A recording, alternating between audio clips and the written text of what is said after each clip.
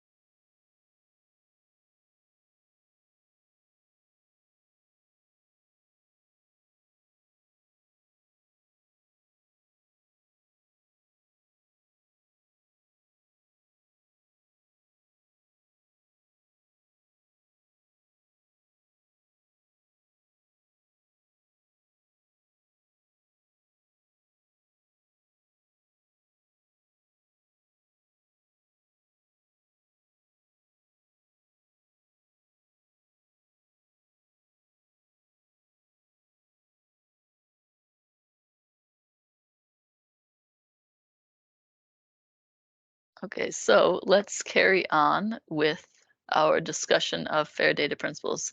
If anybody is still trying to fill out the survey, please let me know and I can pause again.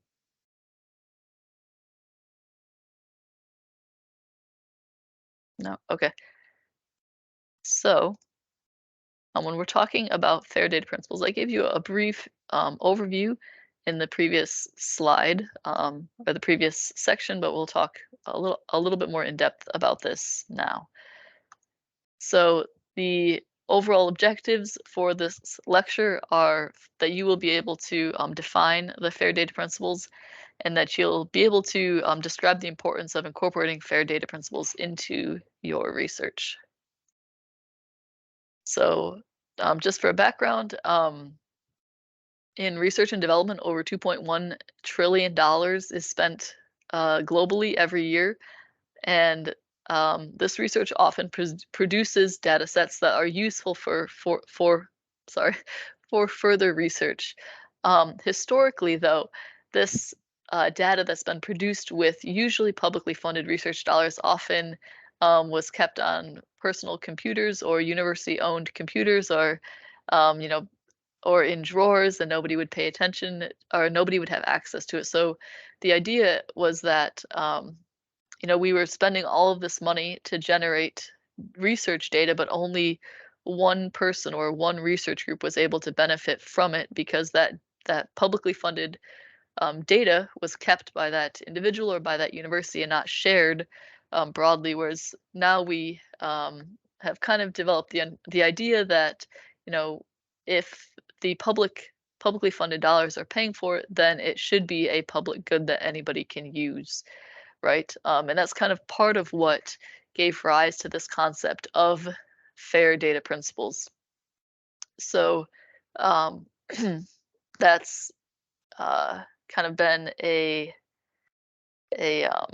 catalyst for this transition. But then there's also been the realization that one data set can be analyzed in a number of different ways to provide different insights and different results. Whereas, for example, I might look at a data set and analyze it in one way and get one result about a specific thing that I'm very interested in, but I could potentially give that data set to Dr. Park, who has a very different focus. And depending on what the data set is, I'm not saying this is going to be universally applicable, but he might be able to look at that same data set and look at a different variable that I am not that interested in as a water resources engineer. And he might analyze that variable differently and come up with a different finding. And so instead of me keeping this data set in my drawer or on my hard drive that only I have access to, the fair data principles are trying to make this research data available broadly so that everybody can, if they're interested in, access and conduct their own research on this data. So if this data can't be found freely and available online, it cannot be accessed, it does not interoperate, and therefore it's unable to be reused. This overall, these conditions result in a huge financial loss for global research, and then also it hinders scientific progress, right?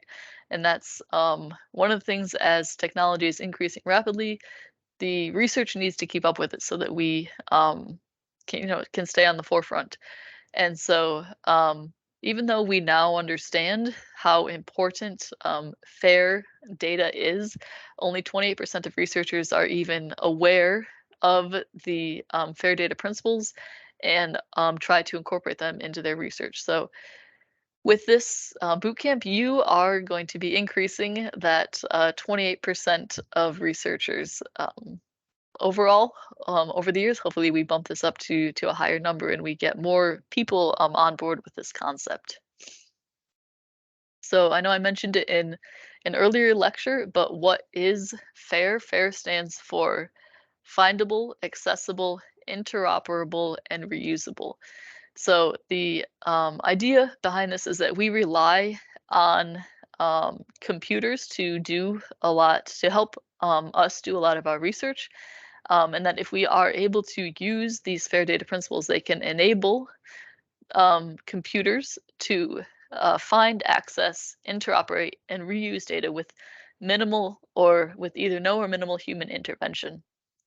And I'm not saying like this is an AI thing where we're going to suddenly not be doing research ourselves. It just means that we can write the codes in whatever computer language you are familiar with. We use Python for this bootcamp, but we can write codes to do the analysis that we want it to do, and then we can let the computer run that code, do that analysis, and we can focus our energies and our efforts on something else. Um, while that computer is doing all of that analysis. And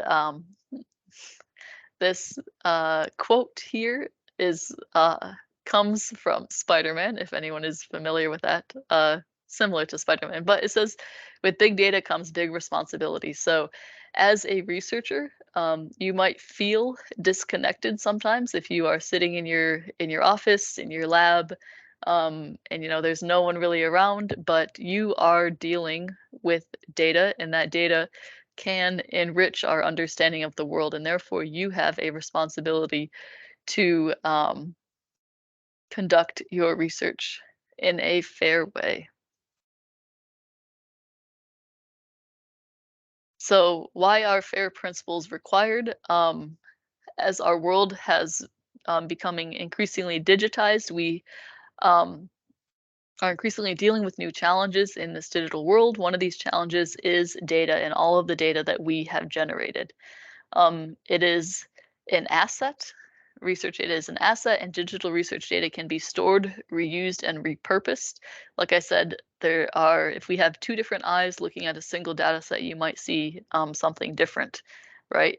And access to this data can facilitate knowledge, discovery, and improves research transparency. Um, and if we are able to share our data, um, then it can lead to more innovations and more problem solving. And again, it avoids repetition. It's not, the US, the National Science Foundation through the US government is funding research on, oh, I don't know, I was going to say like cattle breeding habits or something like this. And then, then the whatever the equivalent is of the National Science Foundation in um, another country doesn't have to fund that same research. If we can just share, and if we're talking about similar species that have similar behaviors or whatnot, then these uh, these datas can help. This data can help everybody.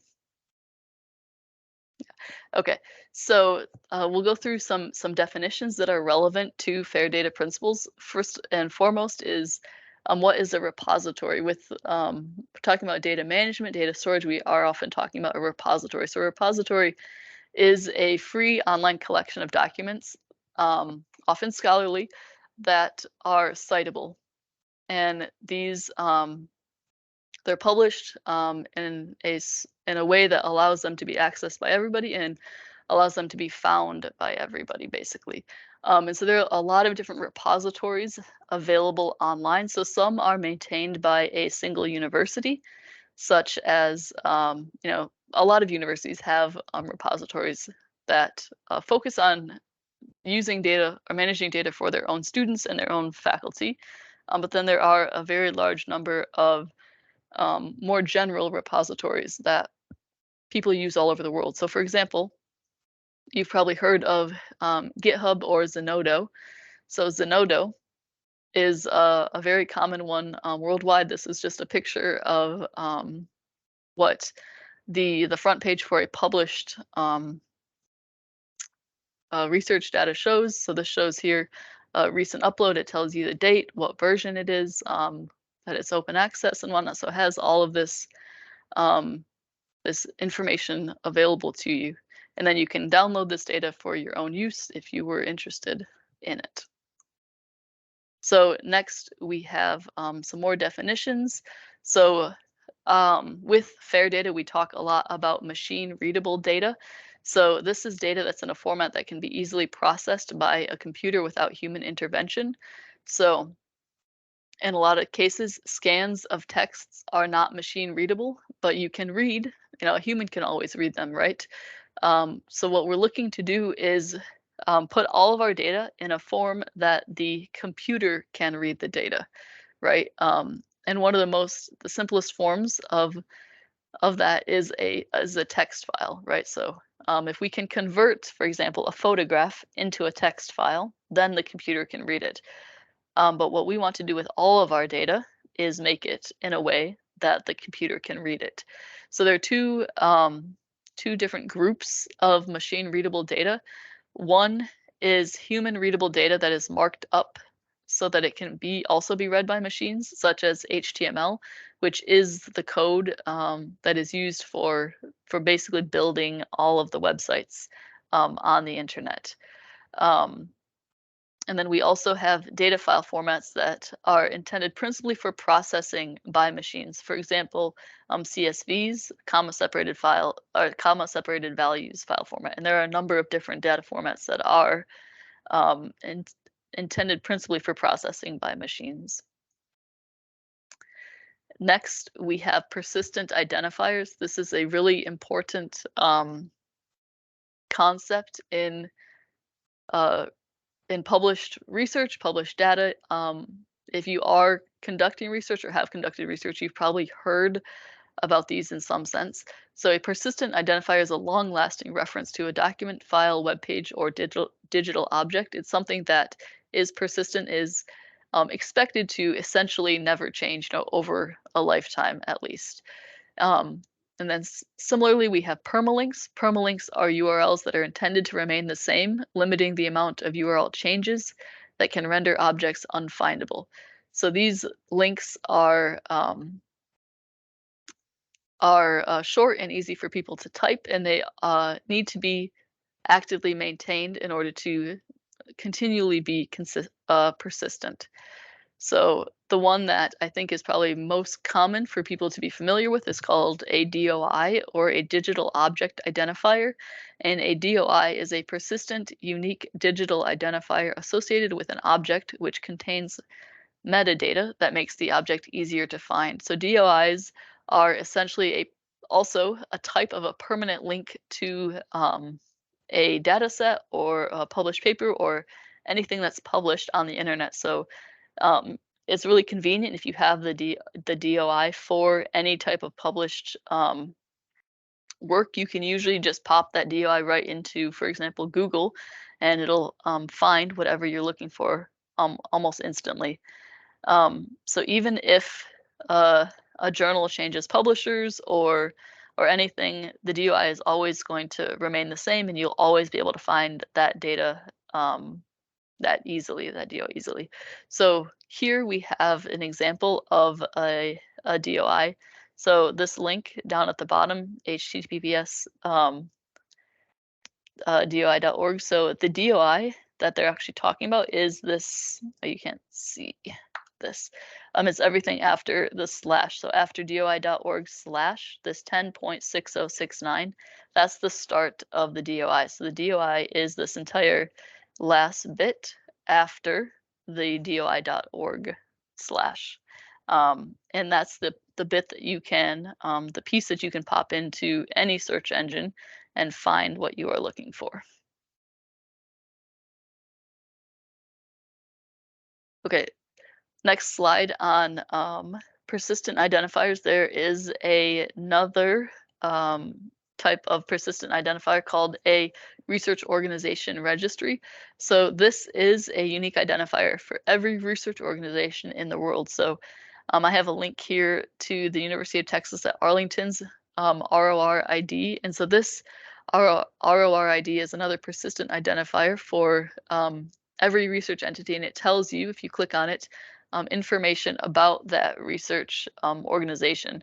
And this just increases transparency with different research organizations, and then also allows a worldwide registry of the entities actually attempting to conduct research.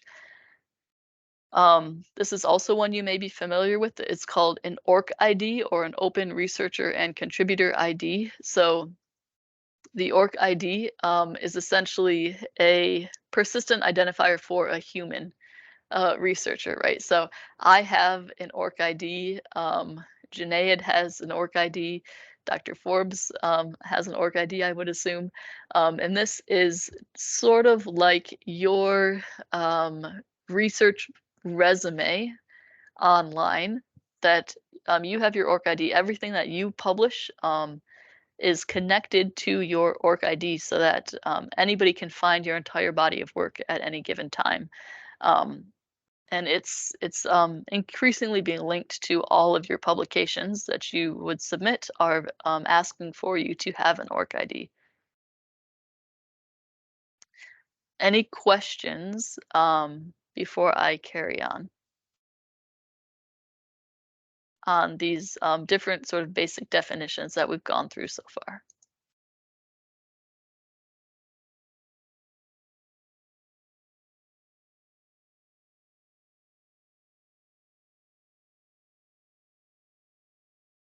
Does anybody have an orc ID?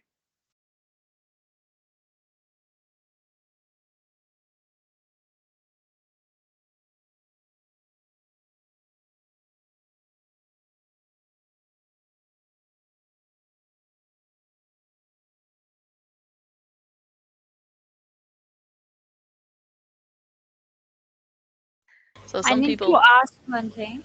oh, go ahead. The research organization registry is for each researcher or it's for an organization?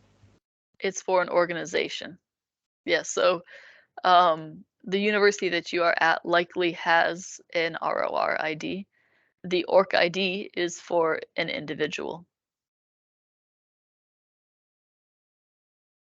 So I see a few people in the chat saying they don't have orc IDs. So if you are, actively pursuing a career in research or are a researcher now, I highly recommend you consider signing up for an orc ID. It's free and it's definitely sort of expected more and more these days.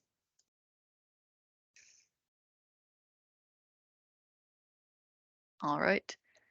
Hey, Jessica. Any?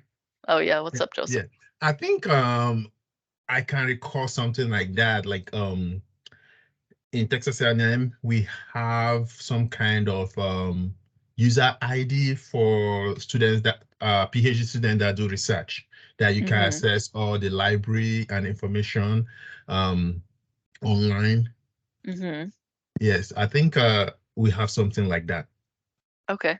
Interesting. It sounds like it's maybe sort of like a researcher ID just for Texas A&M? The whole Texas A&M Mhm, system. mhm. Yeah, yeah. So this org ID is worldwide. Oh, okay. Yeah, yeah. So it's yeah, it's like everyone all over the world can participate in this. But Okay. yeah, it sounds maybe similar but on a worldwide scale to what you're talking about. Oh, okay. Yeah. Okay, so let's carry on. So more important definitions. So with all of our research, we're working with data. Data is raw and unorganized facts that that are useless without proper processing and organizing into some way to retrieve some information for future use. Um, there are all types of data. Some is very simple, like a list of grocery items it says here. That is also data, but it can also be um, a an observation of some phenomenon that's happening in nature.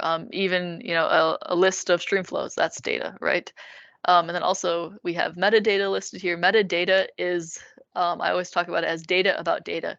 It shows all of the basic information about the data, which makes the data easier to find and to work with so that you can fully understand what is going on with the data. If you have a list of stream flows, for example, but you don't know that it's stream flow, you don't know where that stream flow is taken from. You don't know the units of that stream flow.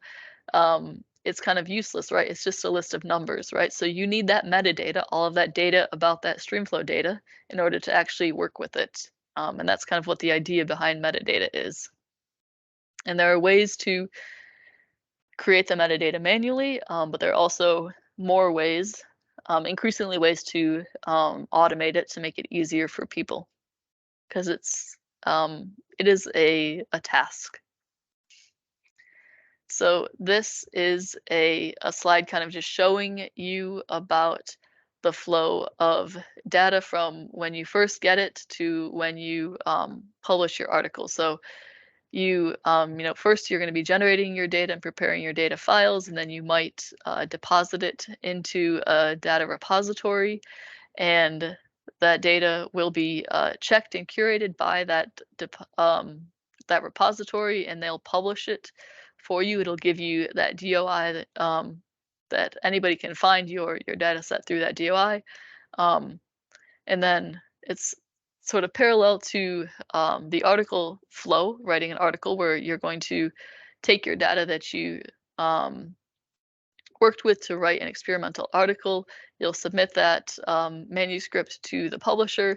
That article will be reviewed and then also published. So it's a similar flow between publishing a data set to publishing an article. They're complementary, and increasingly, I would say, um, journals are expecting you to publish your data set that you used, or make freely available your data set that you used to conduct your research that is published in your manuscript, so that they can assess your research findings, and then also they can be duplicated by anybody that's interested in it, in attempting to do that.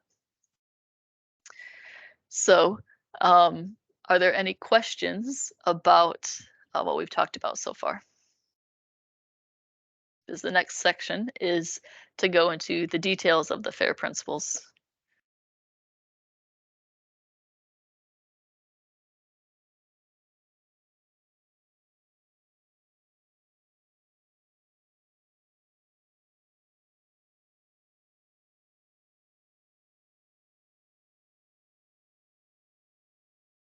Yes, Juan Sebastian?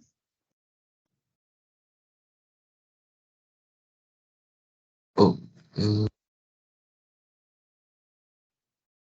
hi. Hello. Uh, is there like an index to measure um like fair principles of some organization or some country? Like, yeah, for say in the US, say the figure before like the 28, just the 20% of the researchers know about fair principles.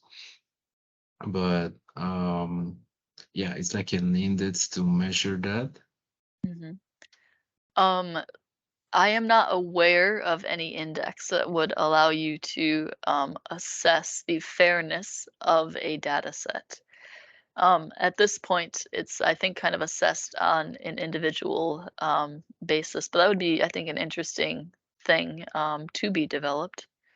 Perhaps that can be one of your tasks as a researcher, to publish a index for it, because it would be an That easy would be way, interesting. yeah, to assess. Okay, thanks. Yeah, thanks. Joel, do you have a question? No? Okay.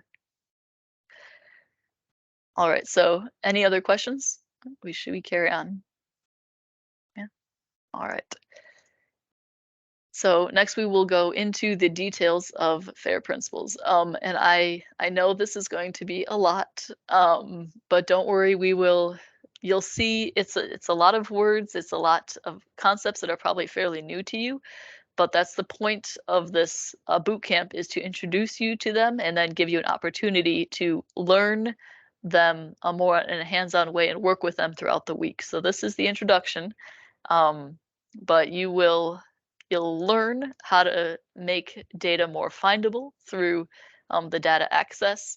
You'll learn how to make it more accessible, also partially through the data access and through our discussions on data management and publishing data, data usage licenses. You'll learn how to make it interoperable, largely through the use of metadata and programming, and then also reusable as well through more discussion on publishing and organization of data, metadata, and whatnot. So I know this is going to be maybe a little bit daunting, but by the end of the week, you'll kind of understand how it can be accomplished. So first up is findable. So findable means that the data is discoverable by both humans and machines. So what you have here, the kind of the big bold points, these are the main points that, according to the FAIR principles, need to be accomplished in order for the data to be considered findable.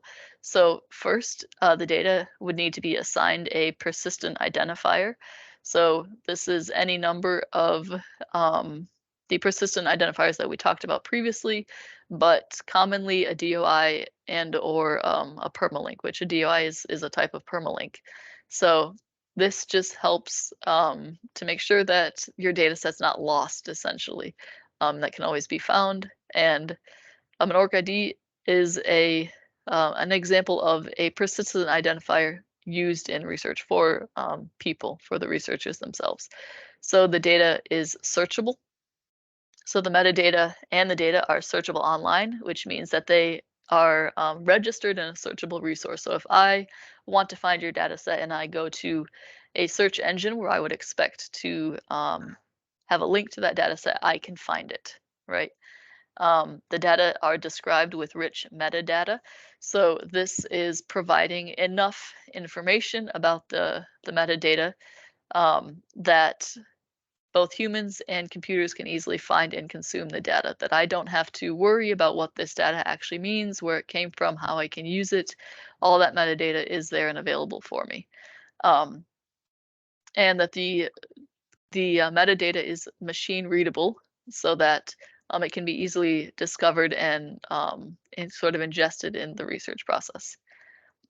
So to go into even more detail, we have the findable principles. We have this F stands for findable. So the first one, metadata are assigned globally unique and persistent identifiers. So not only is your data set published online, but your data set is accompanied by metadata that people can find. So one example here is an ORCID, which I suppose we can go here. This is just a random ORCID page if you haven't seen this before. But this is the persistent identifier for Eric Schultz. It gives a little biography of him that he would have written himself. It gives an employment history, and then down at the bottom, education, and then grants he's received. These are all tied to his ORCID. And then here is a list of 127 of his published works. So these can be data and data sets and papers. So this is what an ORCID looks like, a persistent identifier for a person, for a researcher. So F2, the second findable principle, is that data is described with rich metadata. Metadata can and should be generous and extensive, including descriptive information about the context, quality, and condition or characteristics of the data. Rich metadata implies that you should not presume that you know who will want to use your data or for what purpose. So you're describing it as fully as possible. The third findable point is that metadata clearly and explicitly includes the identifiers of the data they describe.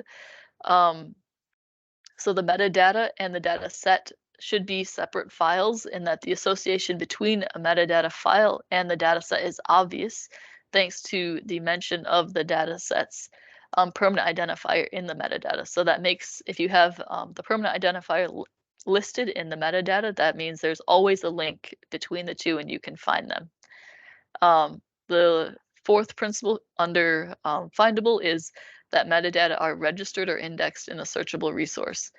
So identifiers and rich metadata descriptions alone will not ensure findability on the internet. Perfectly good data resources may go unused simply because no one knows they exist, right? So it is just making sure that your metadata is also available in a searchable resource in addition to being your data set being available. So this is just an example of a student's project on Zenodo. So it says a student's final year project to investigate the relationship between urbanization and extreme rainfall. The student uses Zenodo to look for similar journal publications, and then this student can find a relevant journal paper, which includes the DOI, which is listed here, the publication date, different versions, indexing, etc.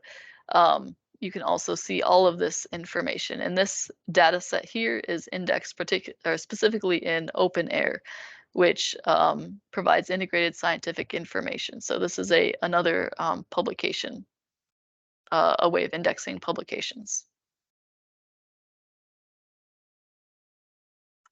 So before we carry on, I have a question here about the findable, the F portion of the FAIR data principles. So what qualities of identifiers do the FAIR principles recommend? We have A, continue to operate indefinitely, B, unambiguously identify data and metadata, and then C, continue to operate for the foreseeable future. So this is a select all type answer. Which of these do you think applies to qualities of identifiers that the FAIR principles recommend?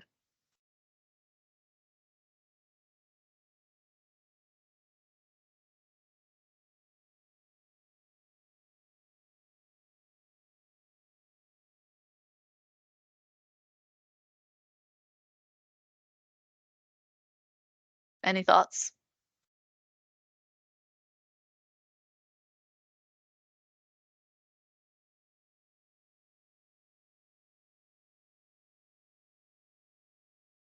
So what qualities of identifiers do the FAIR principles recommend? So these are the persistent identifiers that we talked about, right?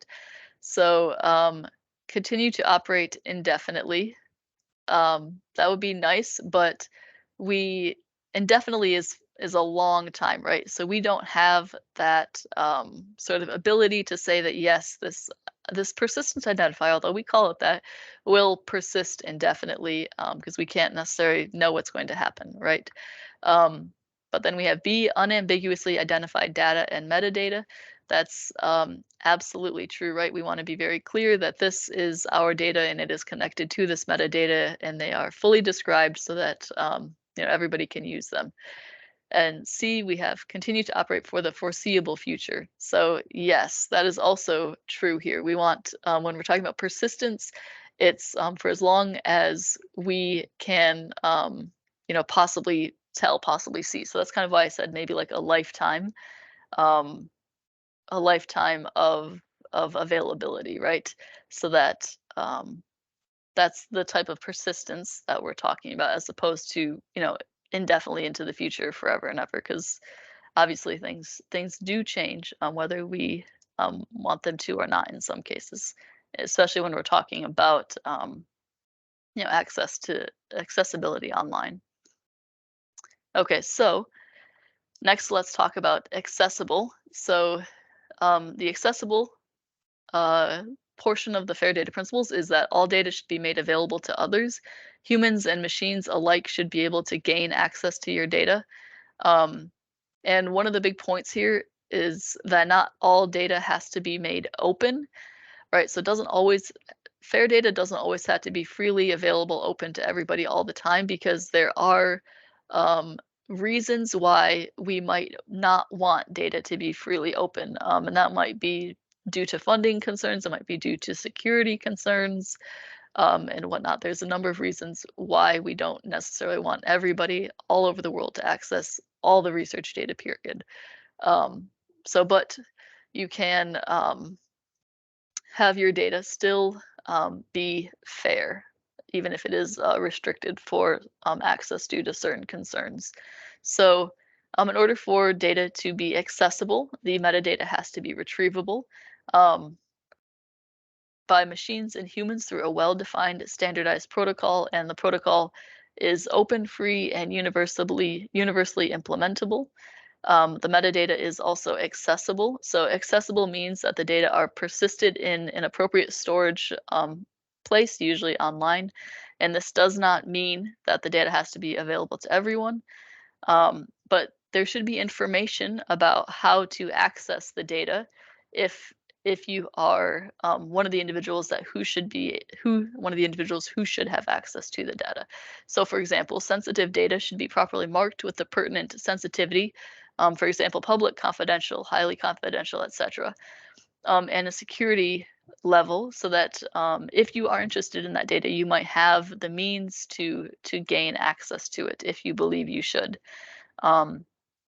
And if the material contains sensitive personal data or special category data, for example, a confidentiality assessment, needs to be made before the material can be released to anyone. So we do have an interest in protecting personal data. And the last point on this page is that metadata, however, are not sensitive. So even if the data cannot be made freely accessible, you can use metadata to show that the material exists and under which conditions you may access and reuse it. So the data itself might be sensitive, but the metadata is still should be available so that people understand what is in the data. So for the accessible principles, we have the first one is metadata are retrievable by their identifier using a standardized communication protocol. Most users of the internet retrieve data by clicking on a link, essentially. This principle states that the fair data retrieval should be mediated without specialized or proprietary tools or communication methods. The data retrieval should be pretty straightforward, that everybody who is supposed to have access to the data would be able to access it without needing to pay for something extra special or do or to ask for a sort of a third party to help them gain access to that data. The protocol is open, free, and universally implementable. To maximize data reuse, the protocol should be free and open sourced and thus globally implementable to facilitate data retrieval. Anyone with a computer and an internet connection can access at least the metadata. The protocol allows for an authentication and authorization procedure where necessary. It often makes sense to request users to create a user account for a repository. This allows the repository or the data owners to authenticate the contributor of each data set and to potentially set user-specific rights. So this is kind of tying to the data usage licensing as well.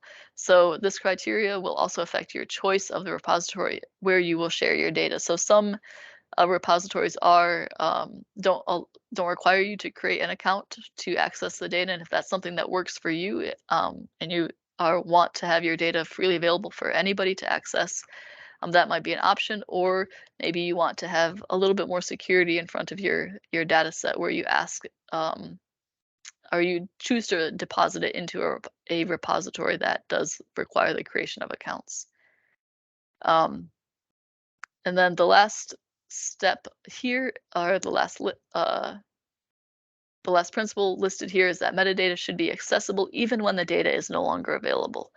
So this idea is that the metadata is stored in a highly available database server, which is separate to the data itself. So in cases where the data is no longer able to be available, the metadata would still be available. And for example, we've talked about Zenodo a couple different times. The metadata and the data will be retained for the lifetime of the repository. So as long as Zenodo lasts, your data will last.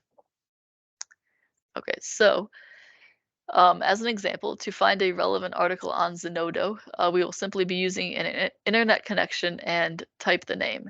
So this is a screenshot of the Zenodo app where it says here we searched a monsoon rainfall data and it's closed access. You can see here. You can see the publication, however, you cannot access the data. But having this listed here, it gives the idea that this research has been done, even if we don't have access to it. And then over here, we have another picture of a data set where it has restricted access, and it tells you right under the data set description how you can gain access. And it says you may request access to the files in this upload provided that you fulfill the conditions below. And so if you wanted to have access to this data set, you could request access and convince essentially the owners that you are amongst the list of people who should have access to it. Okay, so a question about accessibility. So what is the value of having a landing page even after the data is no longer available? So which of these two do you think is the correct answer? A, to provide evidence that a particular line of research has been conducted, or B, to minimize updates to training materials? Think any thoughts on this one?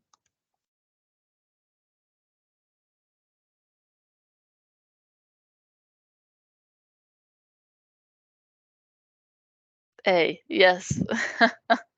Thank you. There's a couple people who dropped in the chat that A, yes. Although we do like to minimize updates to training materials as often as possible, the primary value of having landing pages for data sets and for metadata is just to show that the research has been done and that we can understand what's been done and maybe what the potential is to carry on different lines of this research in the future, or to use the findings from that research in our own research. So yes, A, thank you all. So next we have interoperable. So interoperable means that the data can be exchanged and used across different applications and systems, also in the future. So for me, this is the one that's a little bit like the least obvious, if you will. So in order for data to be interoperable, data is not created with proprietary software, meaning you don't need to buy a license to or pay a fee in order to access this software with which the data was created. It talks about metadata formats to make sure that the format of the metadata is sort of easy for people to understand using standard language, standard nomenclature, and sort of vocabularies that are common to the domain in which you're doing research. To use open formats and software, so it's using file formats that most people know how to open. So PDFs, CSVs, JPEGs are all common, are all open source. Text files, open source. Something like Excel, which maybe a lot of us use, is actually not technically open source, right? It's a Microsoft product that you need to have a license to access. But CSVs, on the other hand, are an open format. So metadata have certified references. So this is where your metadata includes references to other metadata where appropriate. So the main responsibility for making data interoperable rests on the organization that makes the data accessible. But it also means that data producers and consumers should use standardized ways to enter information, such as dates, time periods, and geographic coordinates, and so on and so forth, just to make sure that everything is sort of uniform, that we can understand how to work with it as best as possible, as clearly as possible. So we have a few interoperable principles to go through. So the first one is that metadata uses a formal, accessible, shared, and broadly applicable language for knowledge representation. So this can create an obvious issue when different languages are used to describe the data, or when spelling errors make the comparison of descriptions and variable names more difficult. So whichever domain you are working in, or whatever location you are working in, it's a good idea to use the common language of scientific research, or for the place that you're conducting the research for, essentially, to make sure that they have easy access to understanding your metadata.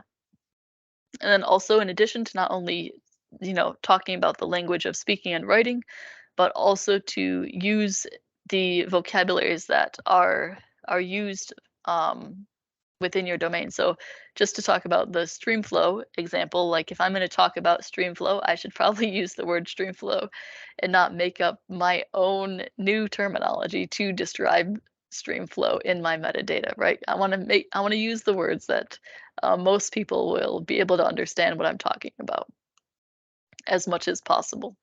And then also to the next step, next phase is to use vocabularies that follow the fair data principles. So in this case, make sure that the vocabulary you're using is documented, right? and that the documentation for that vocabulary is easily findable and accessible by anyone who uses the dataset. So there are different ways to ensure that this is done. In some cases, it's just using whatever common words are used in your domain. But in some domains, they have actually created sort of like these controlled vocabularies to which you can look up and see like which terminology do they as a research domain want people to use. And that is actually, it's sort of like a dictionary, if you will, a domain specific dictionary. So that is available in some cases. So the last step under interoperable is that metadata should include qualified references to other metadata. Scientists should clearly identify relationships between data sets in the metadata. For example, by naming their persistent identifiers and describing their scientific link to each other. So there's always the idea that research builds on past research. You know, we're standing on the shoulders of giants, et cetera, et cetera. So you should include in your metadata a sort of description of what the past, the history of this data set is. So for example, this is a new version of this former work by so-and-so. It's a supplement to this other work by so-and-so, or it relates to this work by so-and-so, so-and-so, and you can create, you can include DOIs in this so that other people can then go look at these other research results or products, and maybe it will enrich their understanding of what you are talking about.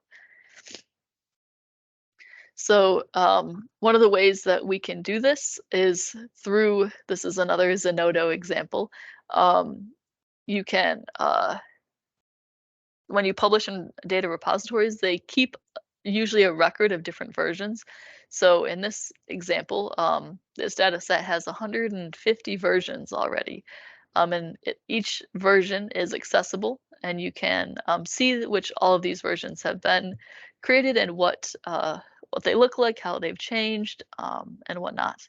And then when you're talking about related identifiers, also on, oops, this example is Zenodo, we see that this is a continuation, or this work was continued by this other work here, and it's a supplement to this other work. So it's just listing kind of all the different pieces that go into your work. So it creates a universal picture, basically, a complete picture. So next we have a short question about interoperable, just to break it up a little bit. So what can be done to make data more interoperable? This is a select all that apply. So we have A, license it with the Creative Commons license. B, use standard vocabularies in data and metadata. C, put a persistent identifier on it. D, include clear instructions on how to obtain access in the metadata. And E, make the data self-describing. So what do we think?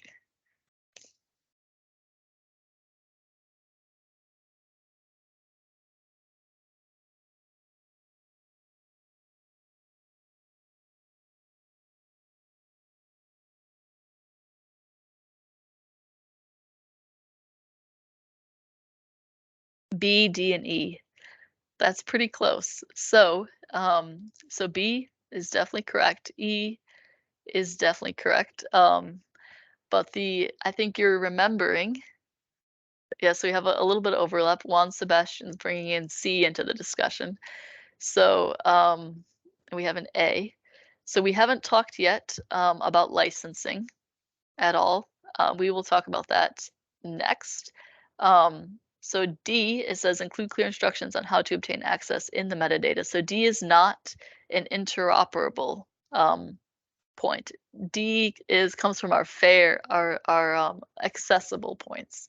So when we're talking about interoperability, obtaining access to the data set in the metadata, that's an access issue, not an interoperable issue. So for our correct answer here, we want B, C, and E, where we're going to use standard vocabularies so that everybody can kind of understand it. We're going to put a persistent identifier on it so that people can,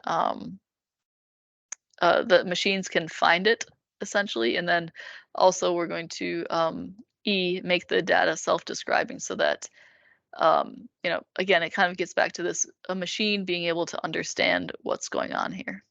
So thank you for everybody who provided their input on this question. So next, and last of the FAIR principles, we have reusable. So reusable means that the data are well documented and provide rich information about the context of data creation. So the ultimate goal of FAIR, the FAIR data principles, is to optimize the reuse of data. So that's what this principle is kind of bringing everything together to talk about. So we have data and metadata are richly described with several accurate and relevant attributes. This again is kind of getting to the metadata. Data and metadata are released with clear and accessible data usage licensing. That's where we're going to come into play talking about licensing. Data and metadata are associated with detailed provenance, i.e., that explains how, why, and who created and processed the data. So that's what I was talking about earlier, the kind of story of the data. And then all data meets domain relevant community standards. So to go through kind of quickly, the reusable principles, we have the first one: metadata are richly described with a plurality of accurate and relevant attributes. The metadata creators should be as detailed as possible when adding metadata. This can lead to the provision of context-specific information that may first appear to be irrelevant. So this is when you're talking about for what purposes the data was created or collected, and kind of answering the questions about whether the data is raw or processed or both, and also if you're if it is processed data, you're talking about the process that was undertaken. Next, we have the metadata are released with a clear and accessible data usage licensing. This will describe the legal conditions under which data may be used, and it should be clearly defined both for machines and for humans. This should be also represented very clearly in the metadata. The license should be listed. Next, metadata are associated with detailed provenance. For the collection of provenance information, researchers should clearly describe their role in the data generation workflow, how they wish to be cited, and who was involved. They should also state whether the data set contains foreign data, and should also, again, going back to the human and machine readable issues to make sure that they can be understood by all. Lastly, we have the metadata should meet the domain relevant community standards. So scientists should prepare their metadata according to their community standards and best practices for data archiving and publication. And then depending on the area of expertise, several standards may have been established for your discipline. So it's kind of just a matter of talking to your colleagues to see what they recommend using, or looking around and seeing what is most common to be used in your domain. So this is an example of downloading temperature data set from the GO satellite. This is from a GitHub repository, but here we have a description of the data so everyone can understand what it is. It has a very clear indication of what the license is. In this case, it's an MIT license. And then it says exactly here how to cite the work, right? Here's a suggested citation and a suggested acknowledgement, which would come into play if you were ever to use this for another purpose. So next we have a question about making data reusable. So what issues do you need to consider when you are preparing your own data for reuse? This is another select all that apply. So issues you need to consider: how you will clearly indicate how others are allowed to use it, which metadata standards and controlled vocabularies provide accurate and relevant information about the content and context of the research data, the file formats which are prepared for reuse, completeness of data documentation for future users, and then E, none of the above. What do we think?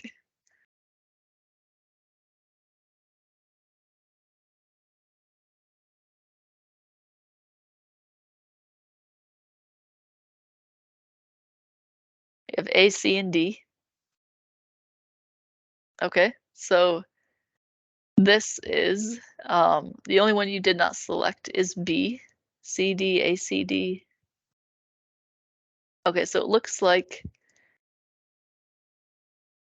we have a lot of agreement on A, C, and D for the most part, and then we have so A is a little bit of questions about A. So A is important because that's where it comes into play, talking about data usage licensing. So this is where we need to indicate how others will use it. This is coming to the data usage licensing. And then the which metadata standards and controlled vocabularies provide accurate and relevant information about the content and context of the research data.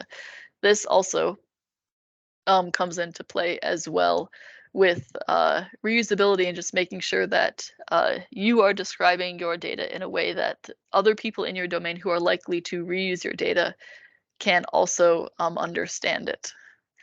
So yes, it is all of the above except for E, of course. So it's A through D here in this case. And then I think everybody understands or understood that C and D were also issues that needed to be considered.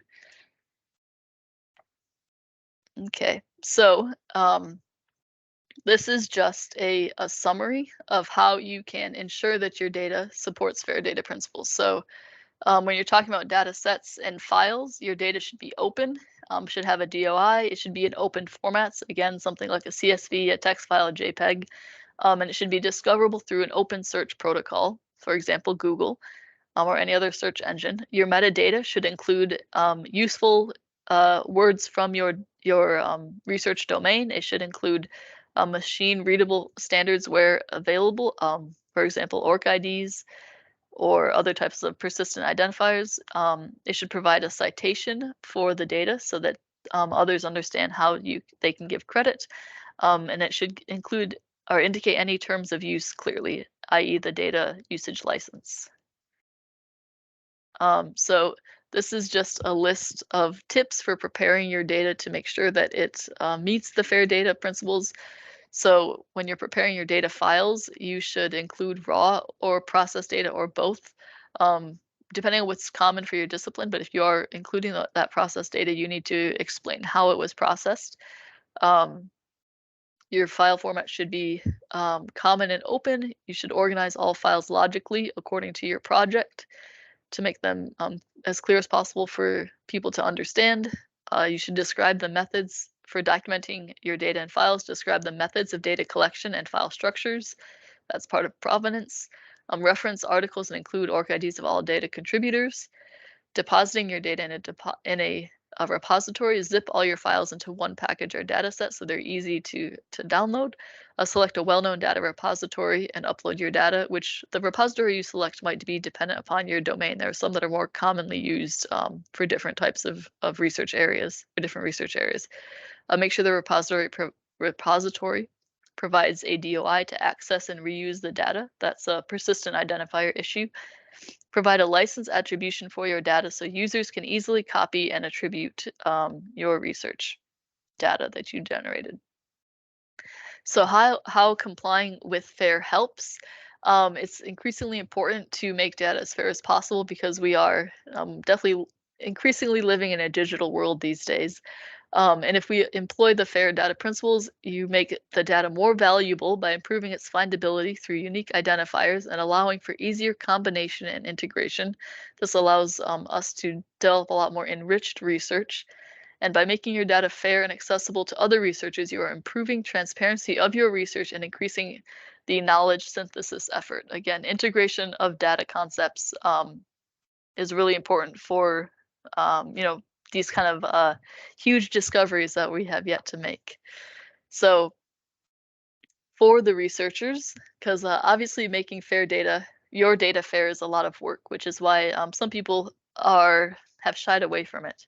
But as a researcher who embraces fair data principles, you will be able to achieve the maximum impact from your research. You'll increase the visibility of your research and the ability for people to cite your research by clearly giving them a suggestion for how to cite it.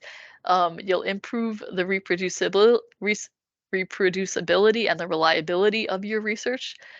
You may be able to attract new partners partnerships with other researchers and policy and broader communities by making your research freely available out there to find and for people to understand.